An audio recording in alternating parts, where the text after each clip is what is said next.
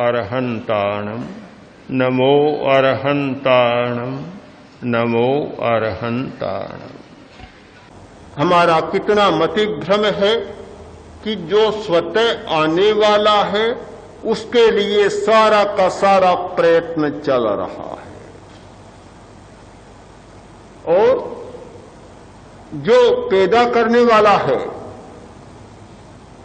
जहां से आदमी बदल सकता है, जहां से आदमी अच्छा बन सकता है और जहां से आदमी बुरा बन सकता है, जहां मन की शांति उपलब्ध हो सकती है, जहां सफलता और असफलता, शांति और अशांति, विकास और ह्रास, सत्य की उपलब्धि और अनुपलब्धि, ये सारी बातें हो सकती है।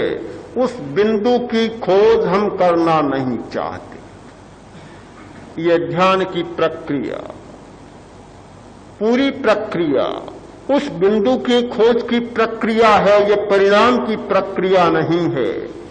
परिणाम चाहने वाले लोग, तात्कालिकता में विश्वास करने वाले व्यक्ति, केवल वर्तमान को उपलब्ध होने वाले व्यक्ति, वर्तमान की घटना पर व्यग्रता से चिंतन करने वाले व्यक्ति कभी इस प्रक्रिया को उपलब्ध नहीं होते और न ध्यान के द्वारा वे गहरे सत्य तक जा सकते। समग्रता से किसी वस्तु का विश्लेषण किए बिना जो होना चाहिए वह नहीं होता, न ठीक परिणाम आता, न ठीक प्रवृत्ति होती, और वृत्ति की तो बात ही नहीं होती।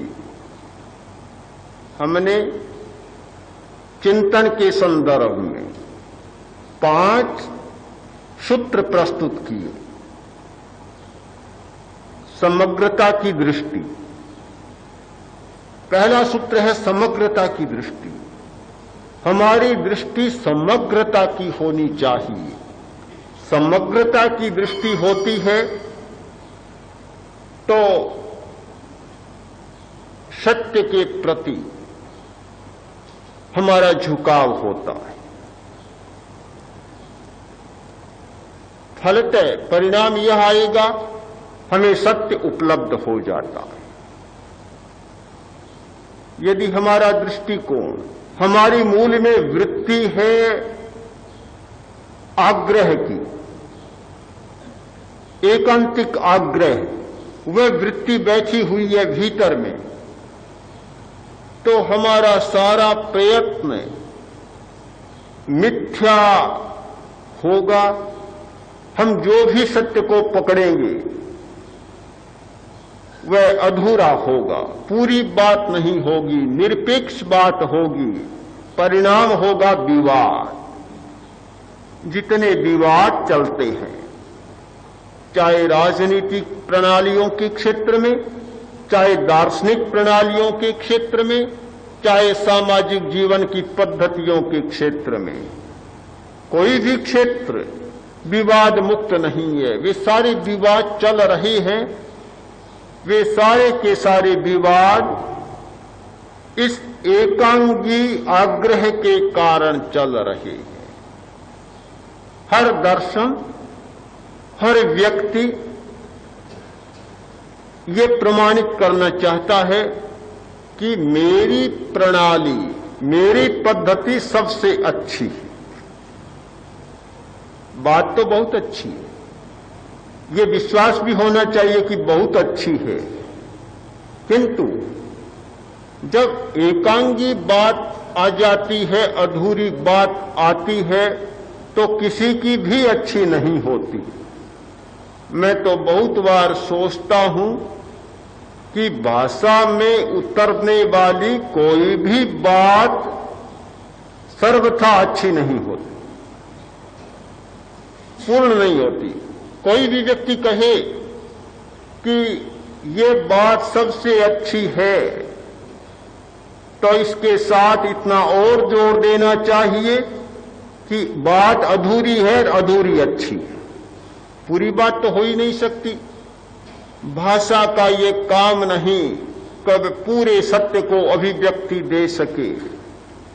भाषा बहुत सीमित, अनंत सत्य। भाषा एक खंड, दुनिया की सारी भाषा के शब्दकोशों में 2-3 लाख से ज्यादा शब्द नहीं। शब्द कितने हैं? लाखों में, करोड़ों में नहीं है। केवल सारी भाषा के शब्द है लाखों में। वे लाख की संख्या में रहने वाले सीमित शब्द उस असीम सत्य को, वे शांत में रहने वाले शब्द उस अनंत को अभिव्यक्ति दे सकेंगे? सारी बात समझ में नहीं आती। कभी कभी लोग आत्मा की चर्चा करते हैं, बड़े उलझ जाते हैं। परमात्मा की चर्चा करते हैं, बहुत उलझ जाते हैं। मुझे बड़ी हंसी आती है। आत्मा तक वह व्यक्ति कभी नहीं पहुंचता जो शब्द की परिभाषा से आत्मा को देखना चाहता है। परमात्मा तक वह व्यक्ति कभी नहीं पहुंच सकता जो पारिभाषिक शब्दावली में परमात्मा को व्याख्यायित करता है। शब्द जिसको छूता नहीं, शब्द जिसका स्पर्श नहीं कर सकता, भला वह शब्द उसका प्रतिनिधित्व कैसे करेगा? जिस व्यक्ति का किसी राष्ट्र से संबंध ही नहीं और वह उसका प्रतिनिधि बन जाए, कितना झूठा काम होगा। कौन प्रतिनिधि मानेगा और वह कैसे उसका प्रतिनिधित्व करेगा? प्रतिनिधित्व करने के लिए भाषा में कोई क्षमता नहीं कि वह सत्य का प्रतिनिधित्व कर सके। यह तो एक आंधे आदमी की लट्ठी है। अंधा आदमी चल नहीं सकता तो सहारे के लिए हाथ में लट्ठी ले लेता है और वह टिका टिका कर चलता है। क्या अंधे की लट्ठी को हम बहुत बड़ा मूल्य दें? उसका जितना मूल्य है वह तो ठीक है कि भाषा के बिना हमारे जीवन का संपर्क नहीं होता, सामाजिक संपर्क नहीं होता, हमारे संबंध स्थापित नहीं होते, हमारा काम नहीं चलता। इसलिए भाषा को भी एक स्थान देना पड़ता है। पर भाषा की आखिर क्षमता कितनी है? कितनी क्षमता? एक बात कहता है आदमी, भाषा की ऐसी स्थिति होती है कि बहुत बार सुलझते सुलझते आदमी उलझ जाता है और उलझाने में हमारे शब्द बहुत बड़े सहयोगी बनते हैं। पता ही नहीं चलता, आदमी उलझ जाता है। भला उस भाषा के सहारे हम कैसे परम सत्य की बात सोच सकते हैं? मुझे तो कभी कभी बड़ा अटपटा लगता है कि अनंत सत्य, परम सत्य जैसे शब्द गढ़े गए।